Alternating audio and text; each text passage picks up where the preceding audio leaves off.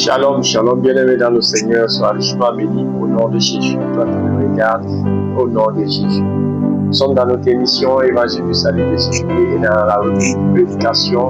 Alors, je ne serai pas assez long. Nous avons commencé déjà avec le thème annuel 2026, l'année de la révélation. Et dans les émissions précédentes, nous avons défini la révélation. Nous avons même parlé des 5 fruits de la révélation. Et nous avons entamé également les étapes pour accéder à la révélation. Vous trouverez l'ensemble de ces vidéos sur nos différentes plateformes. Alors, aujourd'hui, je suis dans la suite des étapes pour accéder à la révélation. On avait dit l'autre fois que la première étape était les recherches et les investigations. Je ne vais pas m'élargir là-dessus. Vous pouvez trouver la vidéo pour mieux comprendre. Mais aujourd'hui, je veux te parler de la seconde étape pour accéder à la révélation. Pour accéder à la révélation, bien aimé, nous avons dit que la deuxième étape était la prière. Alors, la prière, selon Jérémie 33, le verset 3, il est écrit: invoque-moi, je te le montrerai, je t'annoncerai des grandes choses, des choses cachées que tu ne peux même pas. Ceci dit donc, la prière est l'élément contournant.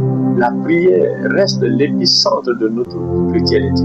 C'est-à-dire, la prière consiste à invoquer Dieu pendant les moments de crise ou pendant les moments difficiles, afin de comprendre sa volonté et afin de sentir la main de Dieu dans nos vies. Bien-aimés, nous savons que la prière constitue également l'élément qu'on utilise, c'est-à-dire la prière est l'étape d'avant, pendant et après, dans la recherche et l'investigation. C'est-à-dire, nous prions avant toute recherche, mais pendant les recherches, les investigations, nous prions également. Et après, nous prions également pour rendre grâce à Dieu. Bien-aimé, tu comprends que le chrétien sans la prière, bien-aimé, est comme une âme sans vie. Vous comprenez combien de fois c'est comme un corps sans souffle, je peux dire ainsi. Oui, parce que la prière reste très cruciale pour le chrétien, bien-aimé.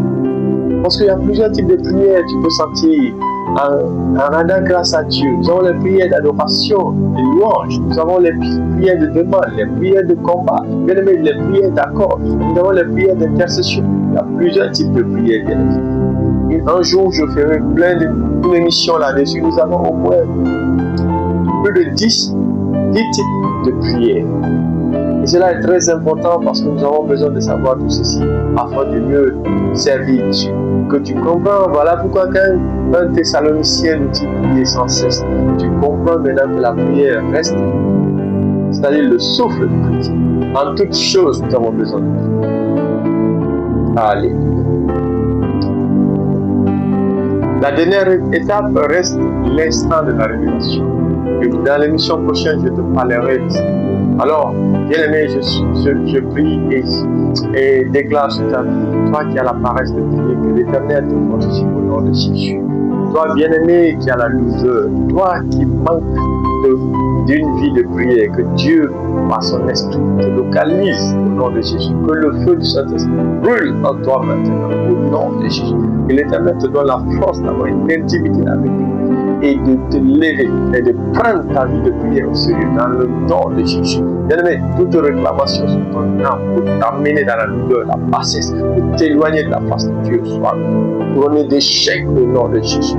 Que Dieu ouvre tes yeux, te donne la force d'être désormais en communion avec lui. Sois richement béni. Ciao.